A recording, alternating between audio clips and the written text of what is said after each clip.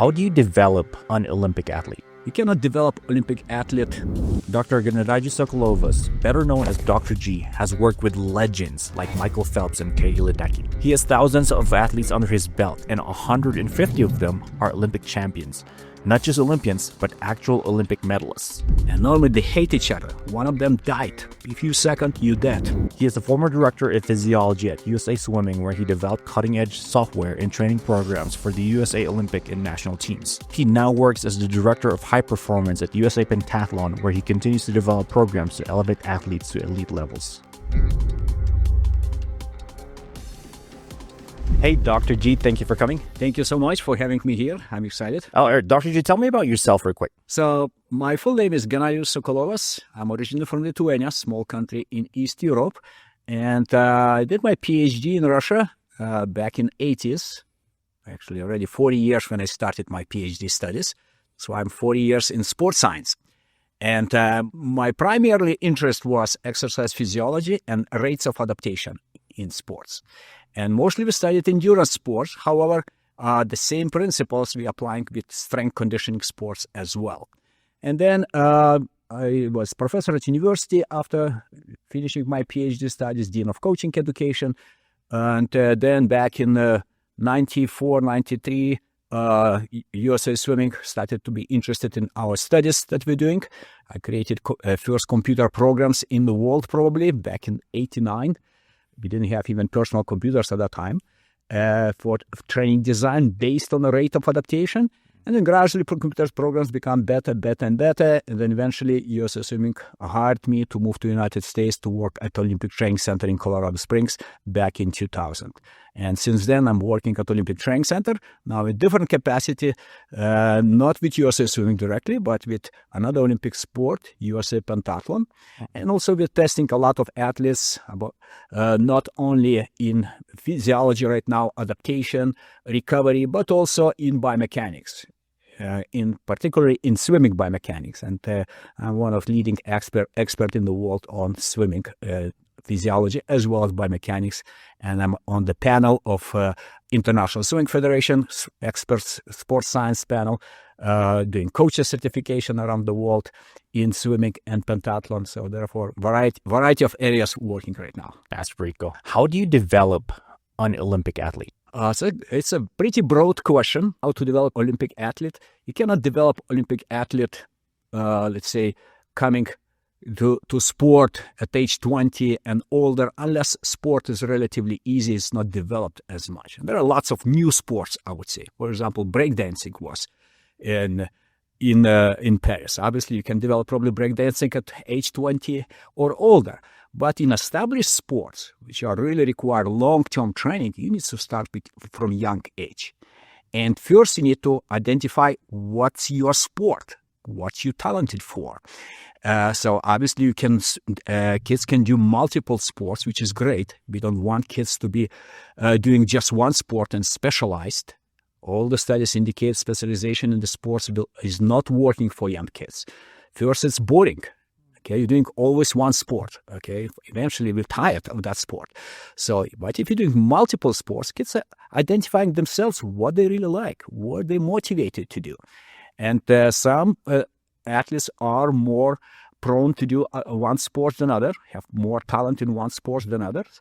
But if you look at like a majority, like a great athletes, they can be a talent. They can develop good results and Olympic level results in different sports if they would spend enough time training. What if we apply that into CrossFit, right? Let's say this CrossFit there's no Olympics for CrossFit, but if you are training, if you want to develop an elite level CrossFitter, what is step one? It depends what age you start, okay? Obviously, the earlier you can start, the better. But as I told, at a very young age, you don't want to be like a 10-year-old CrossFitter, okay? You want this athlete to do multiple sports. It's more fun. They will be more motivated. Doing, let's say, 3 months summer league, some football, okay? 3 months doing like a running. 3 months maybe doing some other sports. Kids will be overall better developed. And if you also matching their sensitive so-called periods of development with training, that would be even better. What are sensitive periods of development? This is physiological, biological maturation of kids. So we're maturing at different rates, different physical qualities in the body. And there are reasons for that. For example, aerobic conditioning starts improving at the earliest. In fact, earliest probably is improving even earlier than this aerobic conditioning is flexibility. Okay, do we need flexibility? For the most part, yes. However, in CrossFit, when athletes become already older, you don't need flexibility. You want soft joints because then you cannot push stronger, you cannot squat stronger. Yeah, but in some sports, you need flexibility. But in general, it's good to develop flexibility at younger age and maintain that later. Later, you can reduce that by not doing too much flexibility exercises. And so then later comes aerobic development, which starts normally for girls at age 10.5 when puberty starts, and for boys about 12 years old. What's the puberty? How do you know that starts at that time? Because it matches well with height changes. If you start growing faster every year, instead of going like a 1 or 2 inches, you're growing already 3-4 inches, that's probably puberty already starts. And that's normally, as I told, starts for girls at age 10.5, boys 12, like an average. And there are variations. You have early matured or late matured kids as well. But in general, gender differences are girls are maturing 1.5 years earlier than boys. And once growth sport starts, that matches with aerobic development. You don't have enough power. Kids don't have enough power at that age. They don't have enough anaerobic enzymes to do good anaerobic quality work. And in fact, if you're not developing good aerobic conditioning at that age, you'll be limited later in your career. And we see that plenty of examples, especially with the sports swimming that I'm working in, including pentathlon as well. If you don't have good aerobic conditioning, eventually you'll be limited in your improvements, and your career results, performance will be limited. You will not reach Olympic level, or you may reach, but that shows that you, even with that bad long-term development, you reached Olympic level. You could be the best in the world by far. Okay, and so then the next after aerobic development comes more a mixed so-called energy zone development, which is threshold VO2 max work when the limit anaerobic system is involved already. So then next one, anaerobic development comes, and everything is moving by 1 year or so between. Okay, that means if you have aerobic volumes, they increase first, then mixed energy zone energy volumes, then anaerobic, and then strength and power. It's the last that comes. Strength and power is the last. Correct. You can start strength and power developing for kids at age 14, 15, even 16 years old. You don't need that too much. What would happen if I missed this of aerobic development or mixed energy zone development? And I'm coming to the sport at age 18, 19, or 20. Can they still be at Olympics? Probably not, especially in the well-established sports, where is the big competition already around the world. But if you are, let's say, as I told in the sport that not as competitive around the world, or just relatively new, let's say climbing, okay, or some other sports, relatively new, people with good strength and power, they can become Olympians. Or if they in gymnastics, probably in gymnastics, they already develop good sport as well. And the biggest problem that we see in sport, if athletes not developing good aerobic conditioning at the right time, that they don't have muscles are not recovering as well. Because recovery depends on aerobic conditioning. What is aerobic conditioning? When muscles capillarization is high, and we can deliver more nutrients through the blood, more oxygen to the muscles, which is important for muscles to recover faster, as well as remove metabolic products like lactic acid, inorganic phosphate, hydrogen ions. There is a lot of metabolic products accumulating after doing push-ups, pull-ups, or whatever, or strength training, powered anaerobic work. And then you can clear everything that faster and rebuild glycogen in the muscles, which is main source for energy. And if you don't have good aerobic conditioning, muscles don't have good capillarization. As a result, aerobic recovery muscles is slower. You'll do less quality sets per practice, you will do less quality practices per week, and as a result, obviously, you're improving slower than you could. That's why it's so important to pay attention. If you want to develop good level athlete and even Olympian, long-term development is super important. Let's switch gears. Let's talk about your software. So what are the terrible performance metrics that, well-meaning coaches measure that your software, that your program measures alternatively? Thank you for asking this question. And been developing software already a long time.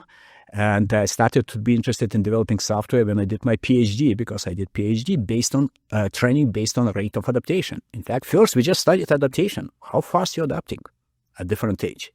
Younger, older athletes. What's the difference between girls and boys in adaptation? What's the difference between sprint type of athletes and endurance athletes in adaptation? Okay. What's the difference if you have longer season or shorter season training? All these questions we started to study and trying to find answer. Is rate adaptation different? And once we learn that rate of adaptation is different, younger athletes, for example, adapting at faster rate than older athletes, girls at the same age, especially before fully matured, girls are biologically older. They're adapting slower than boys at the same age. Then we found that sprinters better adapt to sprint anaerobic work than distance athletes who adapt better to aerobic work. Okay, so longer seasons also require slightly different planning, because we see the longer seasons is diminished rate of adaptation. First, you need faster adapting, then slower. In some cases, especially in anaerobic sets, adaptation is S-form shape curve. And all we did everything analyzed mathematically, created mathematical models how rate of adaptation happens.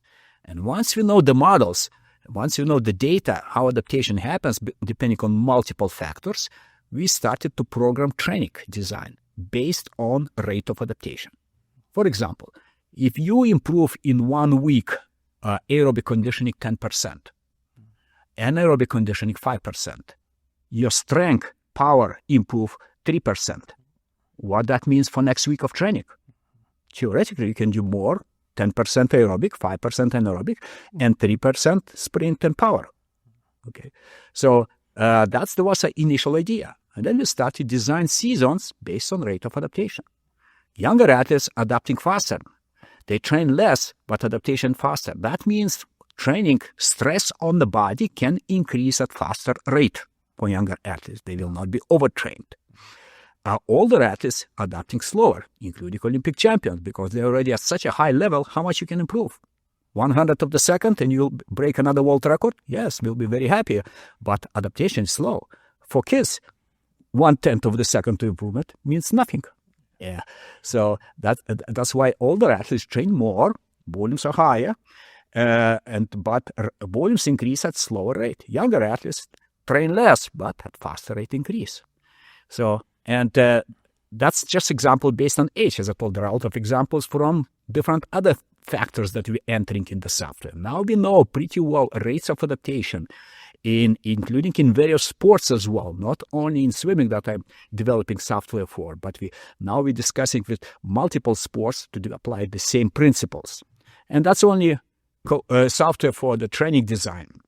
Besides that, we have software as well for called talent ID and development. That's online software, actually database with multiple software, which we're tracking athletes' performances, comparing to elite level athletes' performances in long-term training at age 10, 11, 12, 15, 18, 20, how they changing results. We are analyzing not only performances, because performances depends on multiple factors. First, training. What you're doing to reach these performances.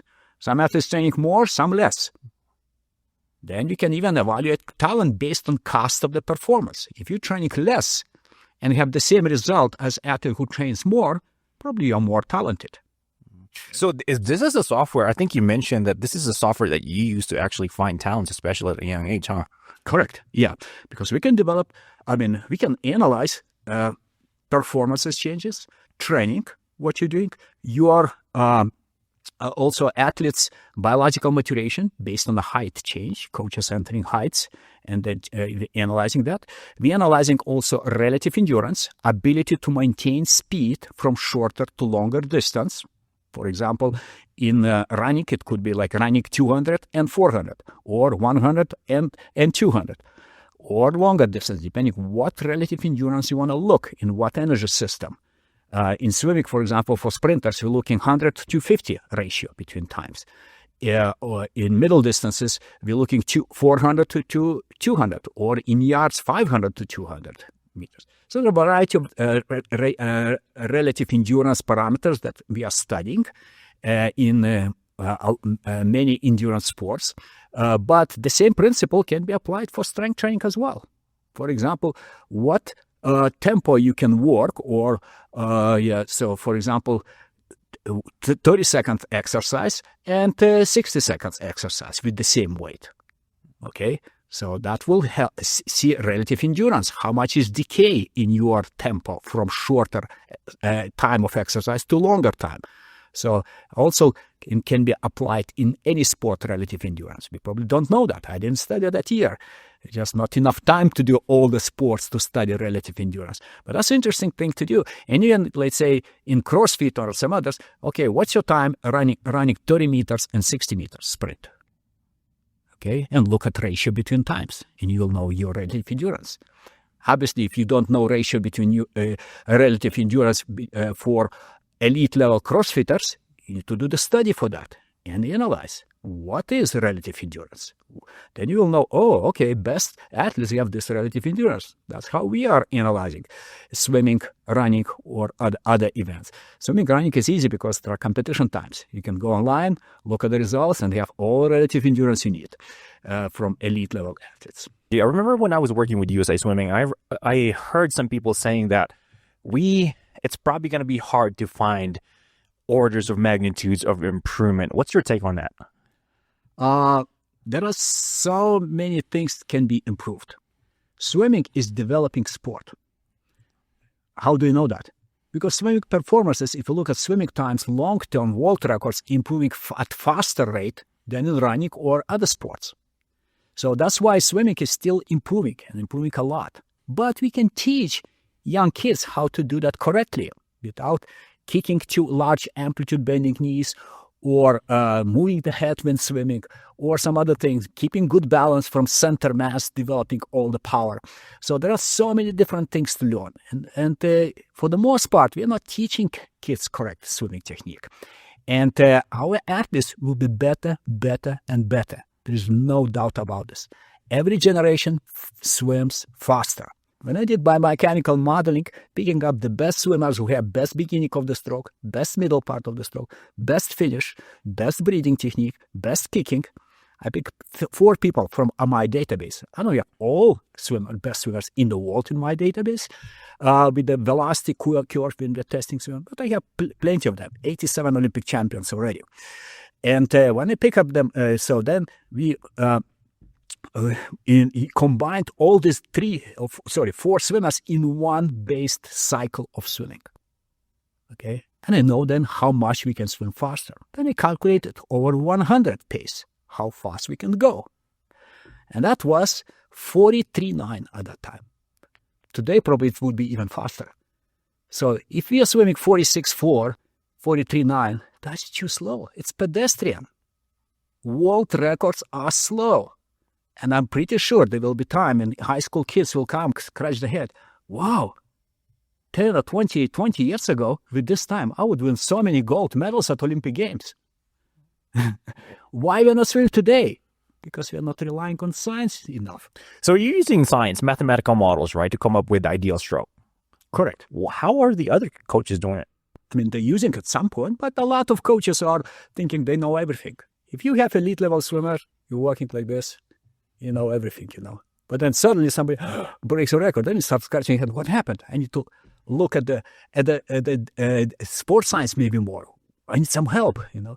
But younger coaches are always hungry of knowledge, and that's why there is a generation of young coaches coming now, and their athletes' performances are improving a lot. And so we're learning more and more.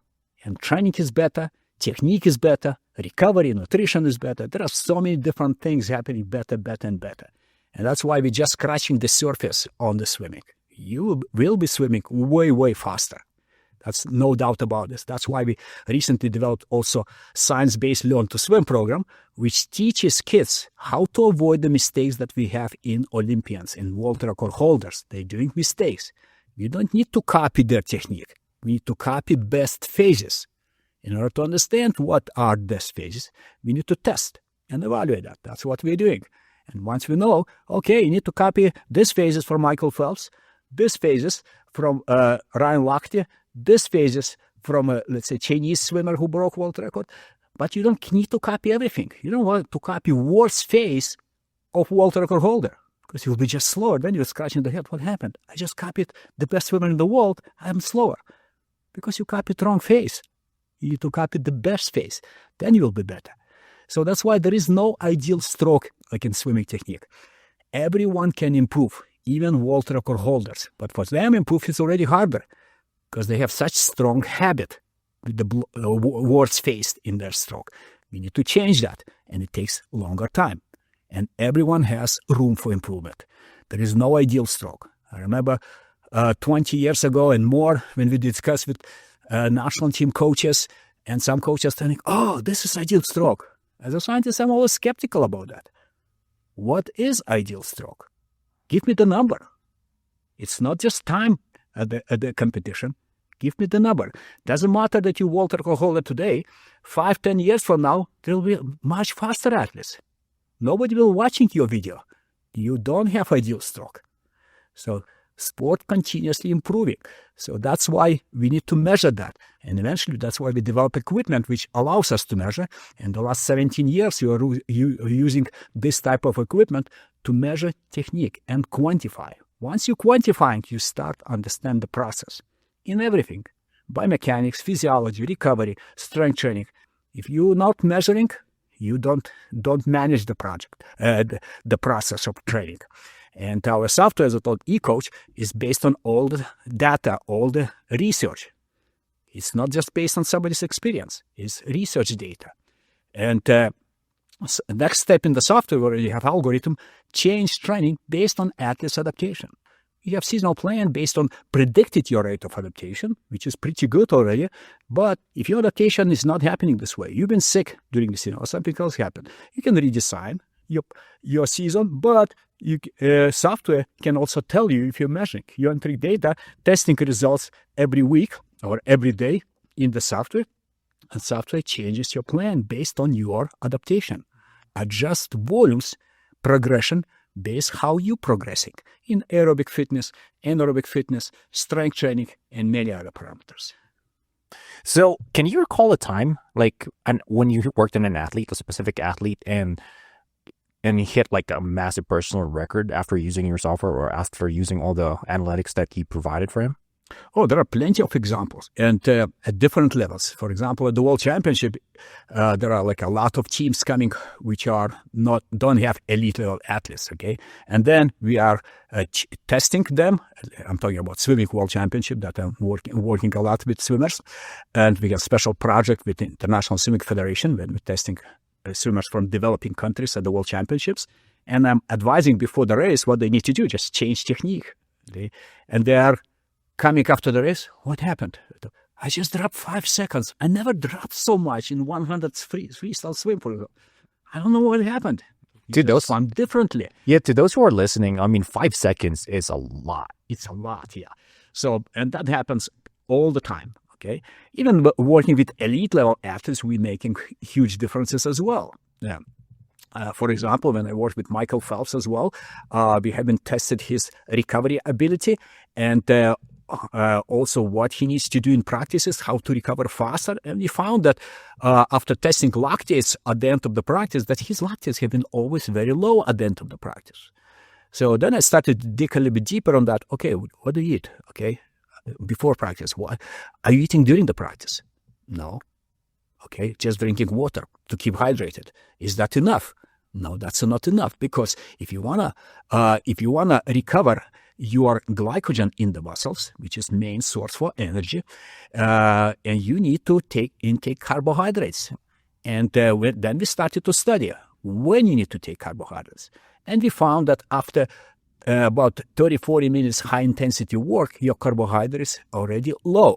How do we know that? We just check lactates.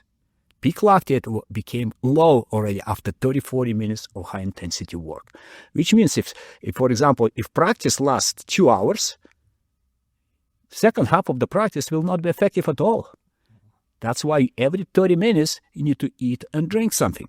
You don't need to eat big lunch, but some snack, just maybe small bar, or maybe a few bites.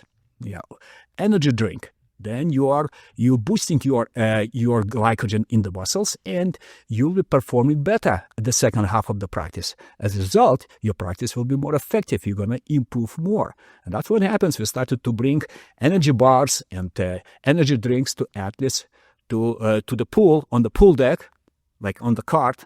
Okay, coach explaining to you next set, you are eating and drinking and going against them. You said that Michael Phelps' lactate was low, but he broke the world record at a low lactate level? Yes, I was surprised myself. Back in 2003, when he was 18 years old only, and that was his actually breakthrough competition already. First time he won multiple gold medals at the World Championship. So in semi-final race, he was swimming 100 butterfly and broke world record in this race. Okay, and as always, he's coming to me to check lactate after the race, which I was doing for decades, and analyzing athletes' lactate after the races. So he came to me and we checked lactate. Like I'll look at his lactate, 5.6. I said, Michael, this is like threshold work, a little bit above threshold, and you're breaking world record. Because at that time, he was so aerobically fit.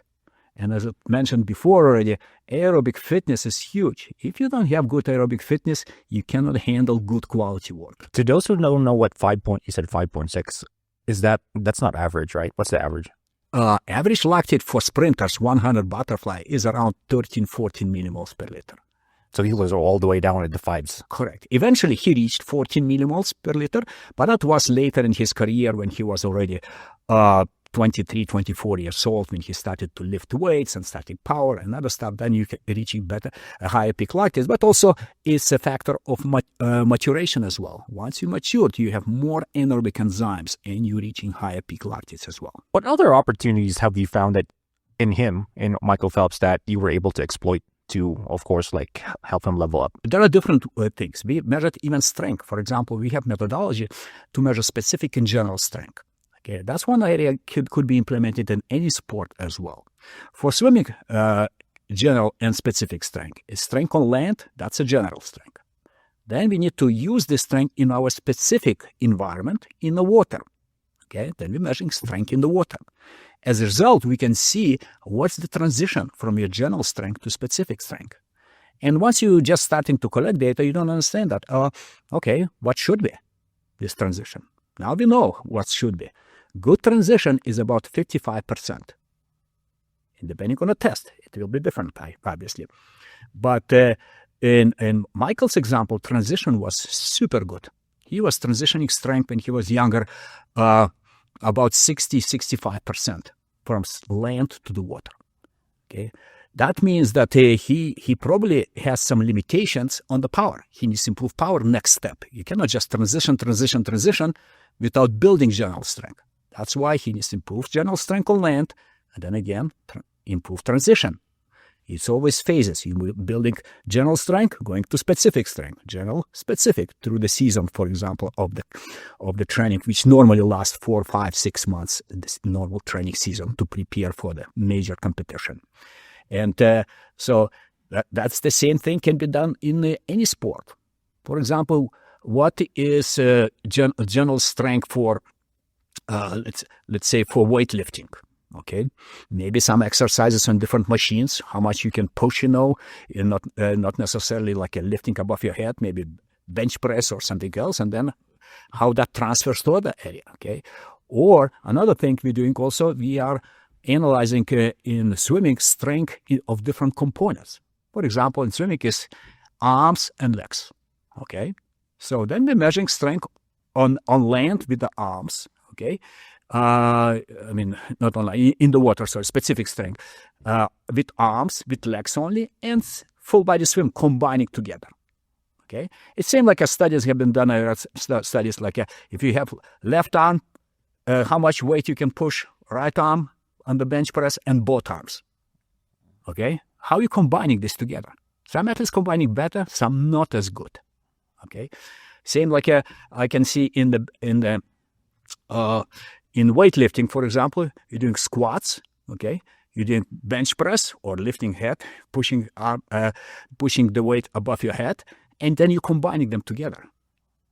Are you combining good or not? If your components are really good, but you cannot combine well, okay, something wrong with your technique or something wrong in the combination. You need to continue working on combination. You don't need separate components to improve. Let's say squat and bench press. Okay, you need to learn why not combining together. If you're combining already really well, then probably you need to work on components, because it's easier to improve components, let's say leg strength and arm strength, than full body strength. Okay, so that's why there are a lot of things to learn probably in CrossFit and strength training in general. What are components and how they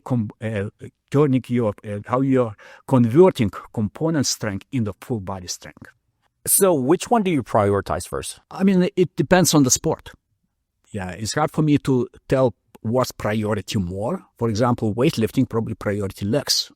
Okay, because they are really powerful and you want to lift more like a bar, heavy bar with the legs. You want to go under the bar and with the legs move up. Okay, arms obviously have to be strong as well. So it depends where is your weakness. That's also you can look relatively. For example, what's your relative strength with the legs is relative to the what weight you can lift, okay? Or relative to the arms relative to the weight that you're going to lift, okay?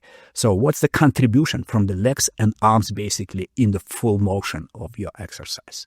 And I don't know, I don't have all answers for that. I have a very good answer for swimming as well.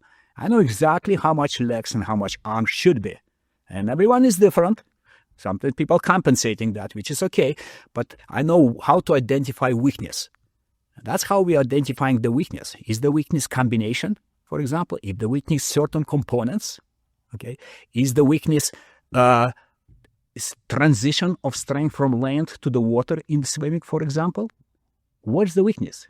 And once you know the weakness, for example, weakness is transition. You are very strong in general, but not as good in specific. You're not using all your strength.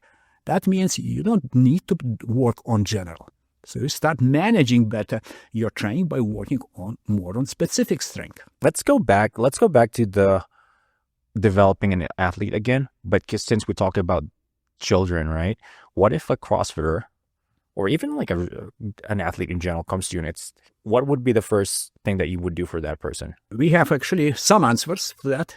We're always learning because we still continue doing the studies, and the more you're going into the studies, the more you see, oh, you don't know anything. So there are different areas, and there are a lot of technology coming, opening possibilities as well. And one of the things I would do with athletes who didn't train before and they're coming to, let's say, CrossFit or any other sports, is developing strength endurance. Okay, because you have to be strong, obviously, in CrossFit, and there is some involvement in the running as well a little bit, have endurance a little bit. Strength endurance and endurance in general, that's a good, important thing to develop. At older age, you will be slower. You will never reach the same results as you in endurance sports as you would develop endurance at younger age, because you missed sensitive period of development. And that happens all the time. I don't know if your listeners know, let's say, a really famous swimmer, Michael Andrew, who broke all Michael Phelps and other swimmers' records at age groups. Now he's not improving anymore. What happened? And he was so sure, and his coach was so sure that, that's the best way to train. You don't need garbage yardage. You don't need like aerobic fitness. Just sprint, power, very specific work. Specific work doesn't lead to the success. Because if with not enough endurance work, your muscles capillarization, as I've taught, is low. Your recovery is slow. Eventually, you'll not be able to do good quality of work in one practice and during the week or during the season. Even you cannot handle multiple events in a row. And then athletes are obviously not improving as well. They stop in improvement. Even you can be super talented, as Michael Andrew is, but he's not going to improve as well now because he missed windows of opportunities developing aerobic fitness. And it's sad to see when athletes so talented, they could be superstars internationally and winning multiple gold medals. It didn't happen. Michael Phelps was developed completely different with aerobic conditioning, really good recovery, and then built anaerobic condition power and strength on top of that. That's what should be done, specifically the sport. Obviously, sports are different. Sprinters don't need such a huge aerobic endurance, or let's say CrossFitters or other sports. But they still need to have some level of aerobic fitness. And that's why we developed also methodology, which is based on the rate of adaptation to start building capacity, as they call it. This is increasing duration of exercise instead of intensity. So that's what I start to do with everyone who is coming, who never did that before. It's not about lifting the maximum weights at the beginning. No, let's build. Okay, at least build for several months, building number of repetitions, and then we go to the power phase. That's where you need to improve. Already you can improve maximum power, 1 repetition maximum, or other exercises. And the good thing about this approach, athletes will start recovery better. And because they're not lifting maximum weights, there will be much less injuries. And they will be building capacity, good foundation. Then they can increase power on the top. Without good foundation to start increasing power, it will be very shaky. And eventually, they might maybe overtrain, they may have injury or some other stuff, and they will not be improving as much. With good foundation, you're building taller and taller buildings. Where can people find the software? Any coaches can use this, or is it just for... Yes, any coaches can use that. And the software they can purchase is not expensive, $198 for 40 years of research. That's a pretty good deal. But the only thing is that's created for swimming. However, you can use principles the same thing. Instead of yardage, for example, or how many meters swim in practices, you can enter minutes. Okay, it's a numbers, and we can modify this software for any sport if needed, as long as there would be a need for that. But it's a lot of coaches' education going into that in order for coaches to understand and athletes themselves who train themselves to understand. Oh, that makes sense. Okay, I want to try that and see how that works. That's why in sport of swimming and also in triathlon, pentathlon, coaches already understand that since I'm working with the sports for many years, and they started to use already. Especially in swimming, we have already around 35,000 coaches around the world using our software at elite level, and they prepare Olympic champions, Olympic medalists, world record holders as well with this software. And it is not only for elite level, it's for any age, because you enter first your age, your athlete age, and the software already knows how adaptation should happen. Then besides age, is gender, as I told. Besides gender are what your performances. You can be younger age, but already have very high performances, then your adaptation will be slower. Then you're entering also duration of your season. You're entering your event. Are you sprinter, middle distance, or distance athlete? And software takes all these parameters into account and develops optimal plan for different energy systems, for aerobic volumes, anaerobic volumes, mixed energy zone, sprint, strength training, and other parameters. How confident are you of the accuracy of it? Do you have a massive database? Yes, we have pretty big database. And that's not only me, but also my colleagues also studies rate of adaptation back in 80s and 90s. And we found that rate of adaptation all depends on multiple factors. And we are planning training season based on rate of adaptation. You can do yourself and test yourself rate of adaptation and do that manually even. For example, you can do a set and see how long or how many sets you can do later at the same intensity. Okay, you start with bench press, for example. And as we did this actually study a couple of years ago as well. So athletes have been doing bench presses and multiple sets. Okay, so then next week, we're adding one set, again adding one set. And normally it happens exponentially, increases faster, and then slows down. It's so-called S-shaped curve of adaptation, especially in anaerobic fitness. Aerobic fitness happens exponential this way. It's faster at the beginning, slower at the end, later on. It's like diminished return. But as I told, anaerobic adaptation happens S-shaped curve. That's how we're planning. That's how our software is designed for that. And you can do that yourself, as I told. If you don't trust that software, do yourself. How much are you improving in 1 week? How many bench press sets at the same intensity, same tempo, and the same weight you can do this week? Okay, I did 3 sets. Okay, next week you're coming, I did 3.5. Okay, good. It's already about 12% improvement. So then next week is coming, I'm doing already 4 sets. And then suddenly doing 5, 6, 8. It begins adaptation. But if you're just skipping a little bit, training, you say, oh, I have short vacation, go with the family on the beach, rest a little bit, couple of weeks coming back. Instead of 8 you reached sets, you're down to 3 again. What happened? You just lost your conditioning in your specific sport, in this case, in, let's say, bench presses. And you're losing adaptation, this conditioning, number of repetitions, very, very fast. You're not losing as fast maximum, 1 repetition maximum, but you're losing very fast endurance. In this case, strength endurance. And you can plan then your training based on your rate of adaptation. All right, Dr. G, let's take a break real quick. Sure. All right, Dr. G, so you work with countries like Great Britain, Italy, China, Korea, Lithuania. How did you get those countries to find you?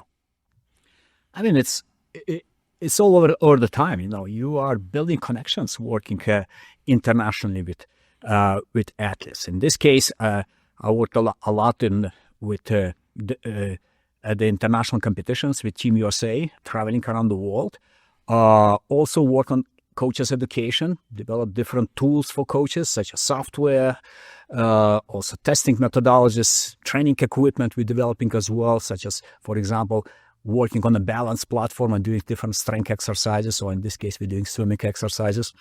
And then once you're developing different equipment, tools, and you're traveling, coaches coming, asking questions, starting to invite, oh, can you come to our country, do some coaches clinic? Yeah, sure, I can come to your country. And gradually you're building. And since I'm already in sports science for 40 years, obviously it's easier, but at the beginning, not too many people knew what we are doing, research. And let's say, and then I started to work at university, and was professor at university. So we developed computerization, so-called lab, which was quantifying adaptations in different sports, and started developing also models how athletes are adapting in different sports. So then gradually developing software for training design based on the rate of adaptation, publishing some articles and other materials, conferences. So then gradually building connection, people, and then eventually people know you. They're already reaching to you and with help. Yeah, the reason why I ask is this is more like a marketing question for coaches. There are a bunch of independent coaches out there, and they're trying to look for ways to go of course, put the word out there about themselves, So if you were going to give them like other tips, what would you tell them? First, you need to probably develop what you have to offer, okay? What unique stuff you have to offer. And not necessarily only unique, because it depends what audience you're targeting. For example, if you're targeting athletes, it doesn't need to be unique, but you may apply some methodology, well-known people, well-known scientists, methodology or other stuff that might be unique for your area, for Colorado, for example, or other things, other places.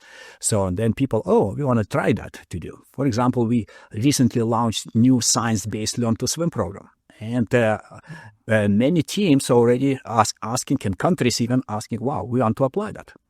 What's the basis of that? And I'm explaining, doing Zoom calls, presentations, explaining what is all this about.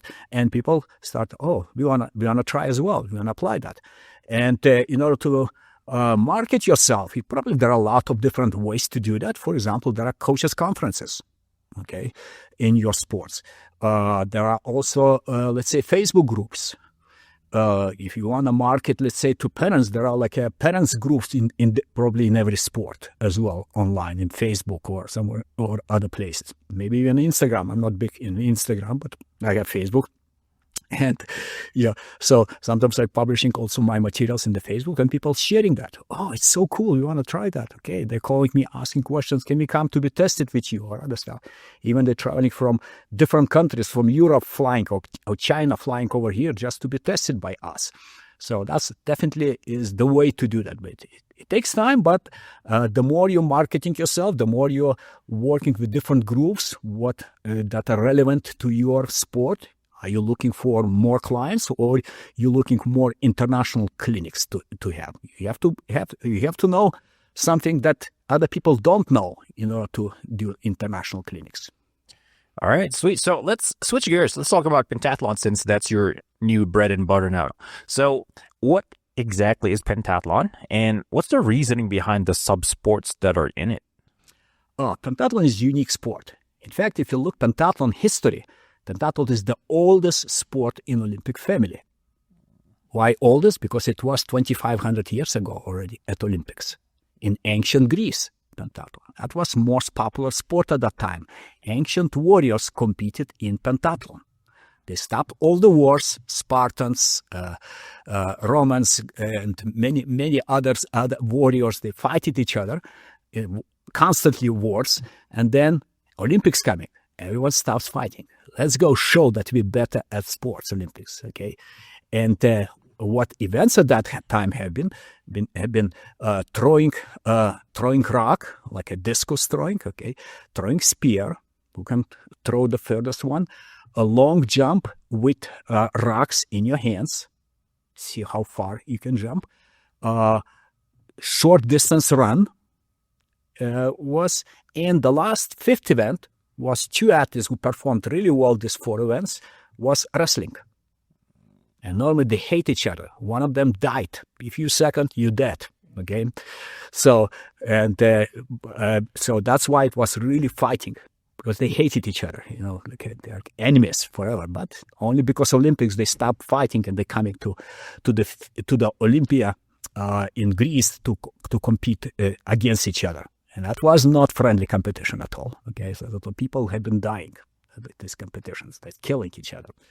So that was ancient pentathlon, and it was pretty popular. Most popular sport actually in that time. And then discontinued Olympics.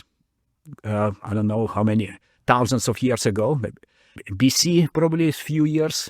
But eventually it stopped Olympics. Okay, and then Pierre de Coubertin in France, he decided to recreate Olympics and talk to people. And the first idea was to more education, to learn about other countries. People would be having fun. It's not as specializing as it is now.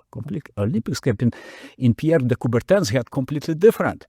It's more fun. It's coming, people communicating with each other. And that's how they started in 1896, the first Olympics in Athens, Greece. And then gradually, every 4 years, becomes more and more Olympic sports included. Eventually, pentathlon was created as well by Pierre de Coubertin the same, because he was looking at the specialization. Okay, these are runners, these are swimmers, these are wrestlers, these are this sport. Why we cannot do multiple event sport, as it was in ancient Greece? Because his inspiration was from pentathlon in ancient Greece. And he created pentathlon. He called it modern pentathlon. That was created for military. And so in military at that time, what events have been important? Shooting, obviously. Fencing at that time. Horse riding, because cavalry was in military as well at that time. Swimming and running. So he created these sports. And it evolved over the years, distances and order of events changed and other stuff. But first Olympic Games, pentathlon debuted in first Olympics in 1912. Okay, and in 1912, then U.S. also sent the team, and guess who competed at the first Olympics? A very famous person in United States history, General George Patton. He was competing in pentathlon in 1912, young lieutenant at that time. And then he became commander of U.S. Army at the World War II. So, and sometimes I'm asking young people, telling them history about George Patton. They're looking at me, who is George Patton? They don't even know. I know. I'm immigrant from Europe, and I know George Patton. And Kids don't know. Kids nowadays. It's amazing, you know. That's history of pentathlon. Over the years, it changed. Recently was big change after Paris Olympics last year, where pentathlon replaced horse riding with ninja. Now, ninja is part of pentathlon. What do you mean, ninja? You see American Ninja Warrior? American Ninja Warriors? Yes. Oh. That's it's not as complicated, but ninja course, okay? They're running like a 70 meters ninja course with normally 8 different obstacles. And monkey bars, there are some fences you need to jump over the fence. You're running at the end to the top, running and pressing the button that you finish the course. Remind me again, what are the 5 right now? What are the 5 sports in it? In pentathlon? Uh-huh. So right now, it was horse riding. Horse riding was replaced with ninja. Okay? So they called obstacle racing, but it's basically ninja. Yeah. Fencing, swimming, running, and shooting. In fact, running and shooting back in 2000, I guess, or before 2000 Olympics, maybe right after, it was combined in one event. They called laser run, because shooting with the laser pistols. And you shoot with laser pistols and you're running as well, multiple rounds. I can see now, because it didn't used to make sense, but now that you mentioned that it is a warrior sport, I can see. I think it's easy to see it that way. Yeah, initially it was for warriors, for military only until 60s, I guess, and then civilians have been allowed, but only for men who have been sport, and then females started to do pentathlon at Olympics. At the World Championship they started earlier, but at Olympics in 2000 in Sydney. So what's the profile of an elite pentathlon, meaning in CrossFit, right? We know what their body fat percentages are at the elite level. We know their 5K. We know their 1 rep max snatch. Paint a picture of what an elite pentathlete looks like so that we can see how fit they are. Normally, you don't start training pentathlon, let's say, when you're younger. Okay, there is no age group club for pentathlon. There are some younger pentathletes, but it's not the best way to train pentathlon. The best way to develop pentathlete is they need to develop this 5 different disciplines or 5 different sports at different time. For example, what discipline you need to develop let's say the earliest one? Where's the most of time you need to spend to become good?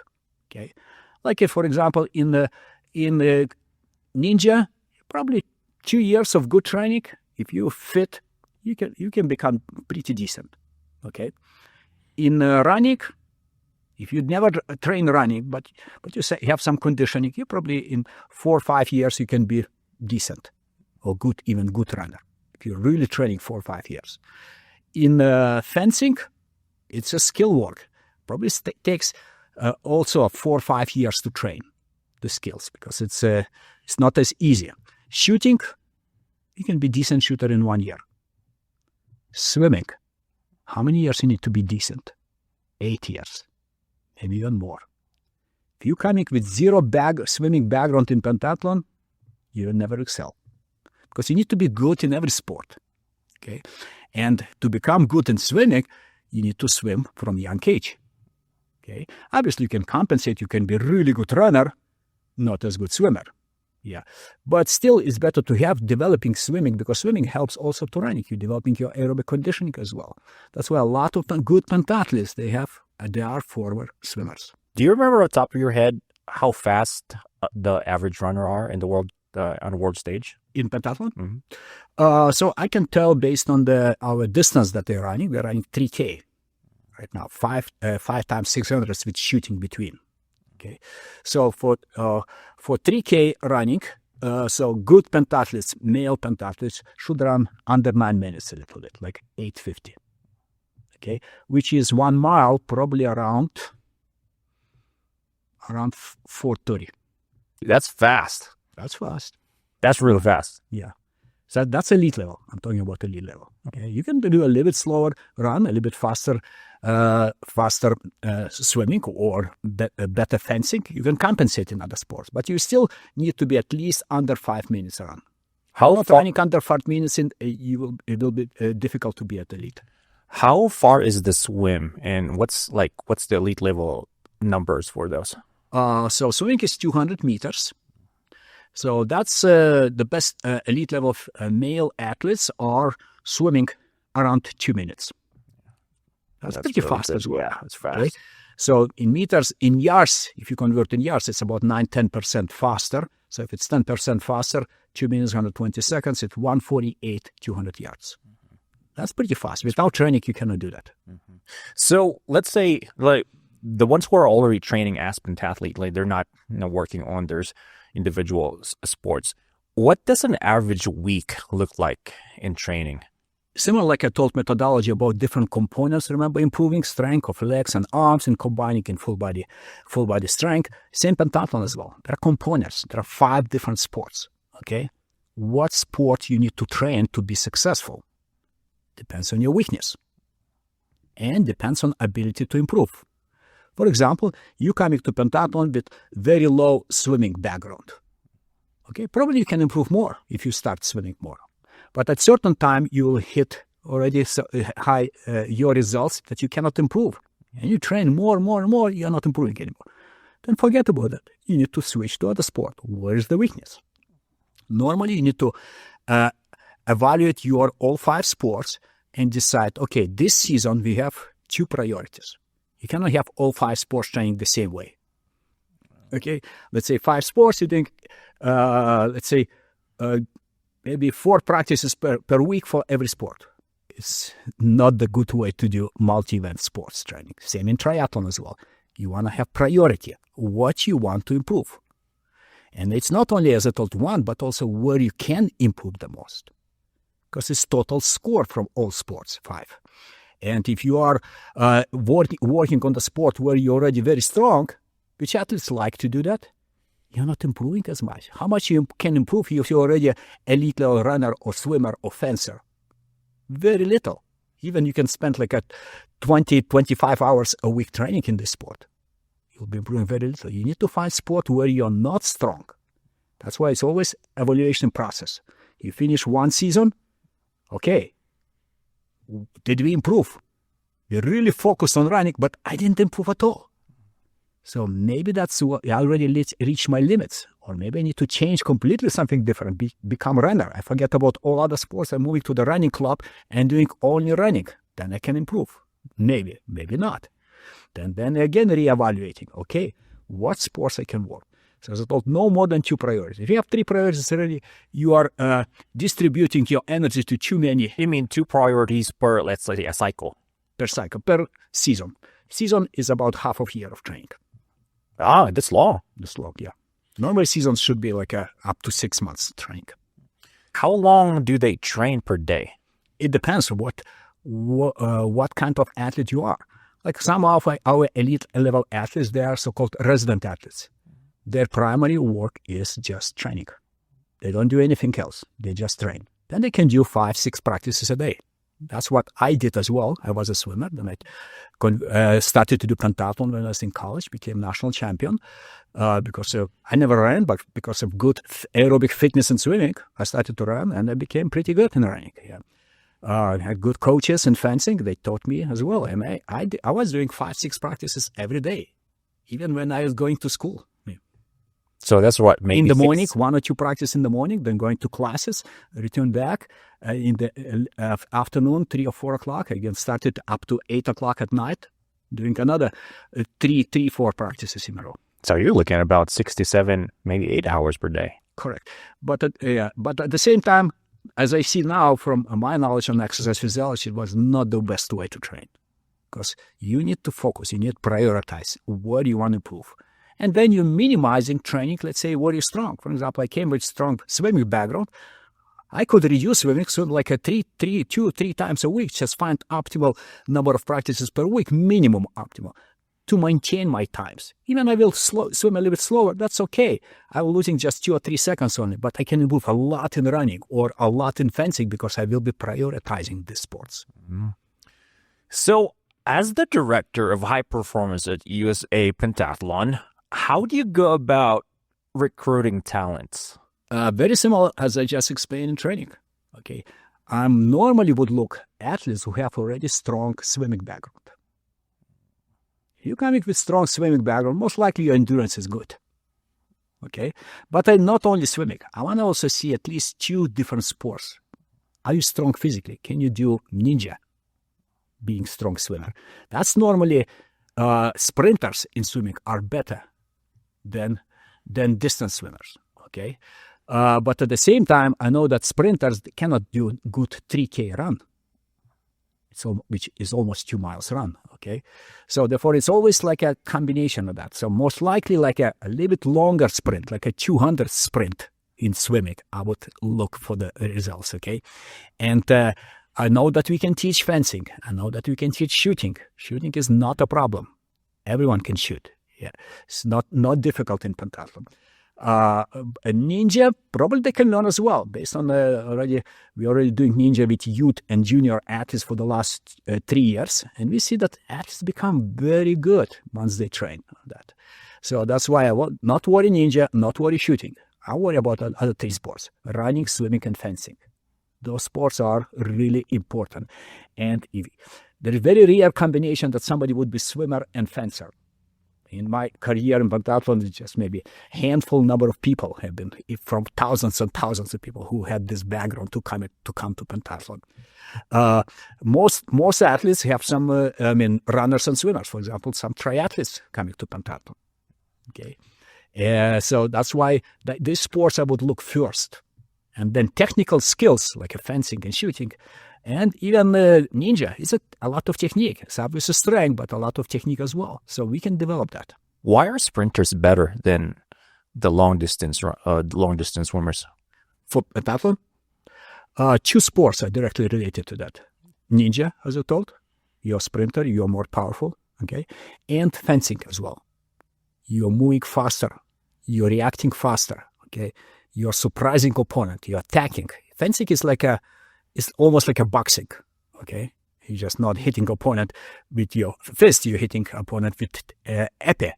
So that's why quickness on the fencing strip is very important. And if athletes are quick, they can be very good fencers. For example, if you would ask LeBron James to go to the fencing, he would be so good. But obviously he doesn't have the skills. He needs to learn that he would switch younger to fencing. But definitely fencing doesn't have so much money as basketball. He will never do that. But in general, like a good, powerful athletes, they can be good fencers. Yeah, someone with fast twitch muscles, I'm guessing. Yeah, and also eye and arm coordination as well. But in basketball, it's also eye and arm coordination. Because you want to hit opponent with the épée. You want to see what you're hitting and hitting straight in the spot that you want. Yeah. And obviously skills, parries, and other things are important as well. But as the fencing, it's a cool sport. I like it. And you can fence a long time once you develop the skills. Like next weekend, I will be fencing myself in Denver at the competition. I'm pretty sure I can do a really good job. Nice. Your role as a director also involves like educating coaches, you said. Educating coaches and athletes. Give us some example stuff that you teach, because I know they're probably world-class information as well. I mean, can you give us like even just a small example of what you teach in there to, get us curious? I mean, there are a variety of topics. My coaches' education clinics are mostly in swimming and pentathlon in this sports. Occasionally, USA Triathlon asking me also to run some coaches' education as well, but mostly swimming and pentathlon. And in fact, I'm writing now new curriculum for Pentathlon International Federation. I'm part of coaches committee of International Pentathlon Federation, and assigned responsible for the creating of coaches certification program. It is already there, but we need to rewrite that based on the latest research data and other stuff. So what includes in that, there's many different things. For example, it's not only for pentathlon, but also for swimming, long-term development. As I told, sensitive periods of development, how to train athletes, how performances should improve. In multi-event sport like pentathlon, when you need to improve what? Okay, as I told, swimming, you have to start earlier if you want to be good pentathlete.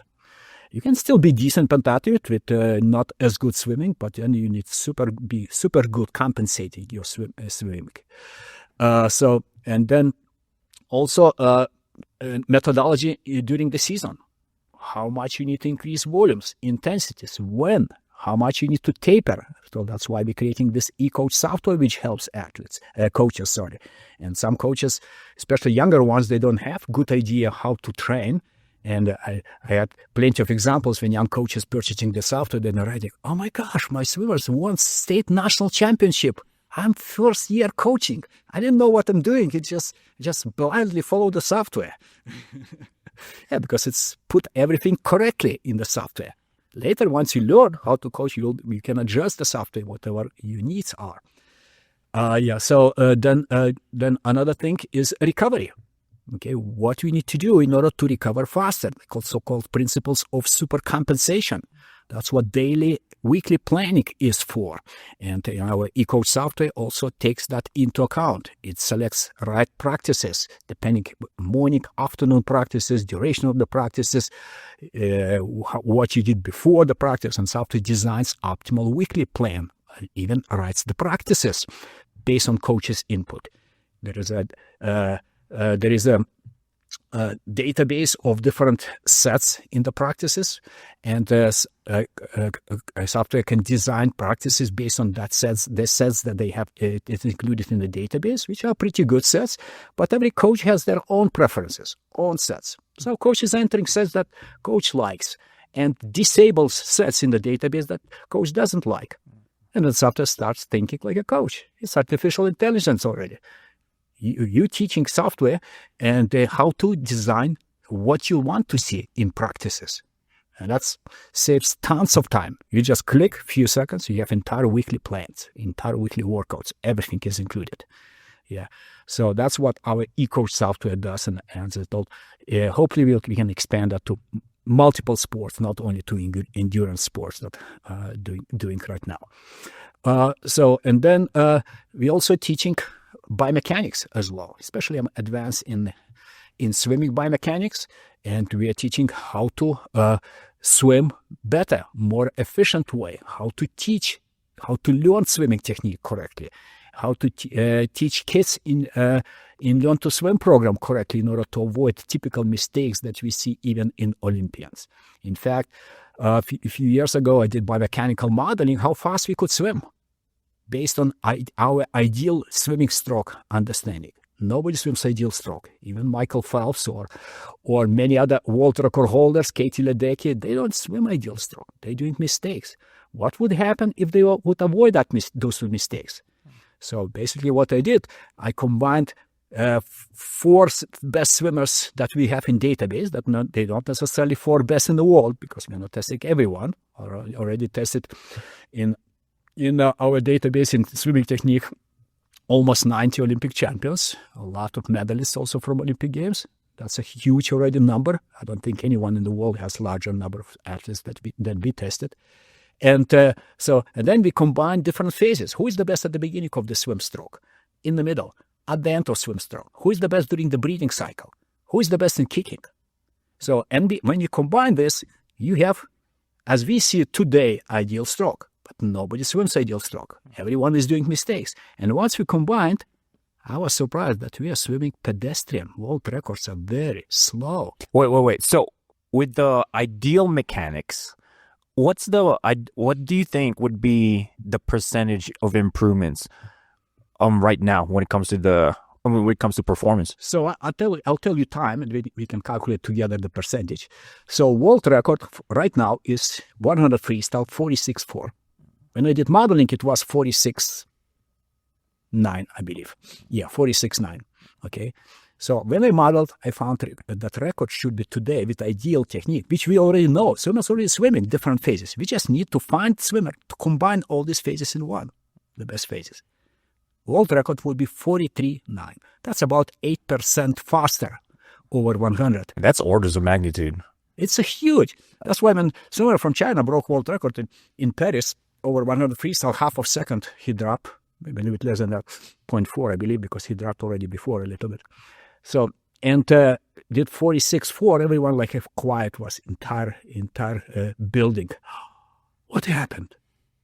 0.4 seconds, how you can drop so much? I don't know why are you surprised? You should drop 3 seconds, not 0.4 seconds. And in fact, I worked with the swimmer a little bit when he was a youngster also, because I had contract with Chinese Swimming Federation as well before Tokyo Olympics, but he was still very young at that time, but already up and coming. And hopefully coaches learned how to develop good, better technique. And still, nobody swims perfect technique. We're just learning how to swim correctly. In fact, we are changing technique for elite level swimmers because they didn't develop good technique during the Learn to Swim program. That's the biggest challenge right now, and that's why we introduced science-based Learn to Swim program in order to avoid typical mistakes that we see in elite level swimmers. What's the pushback? Good questions. Pushback for that, I would say, is that many people think that they know everything, especially when they're working 30, 40, 50 years in sport. Okay, I know everything. I know how to develop athletes. Okay, but wait a little bit. 5 years from now, 10 years, there will be way faster athletes, especially in swimming. Swimming is just developing sport. Younger coaches are way more open to that because they want to learn. Okay, they are not at the elite level yet. But a lot of elite level coaches, they think, we have the best athletes in the world.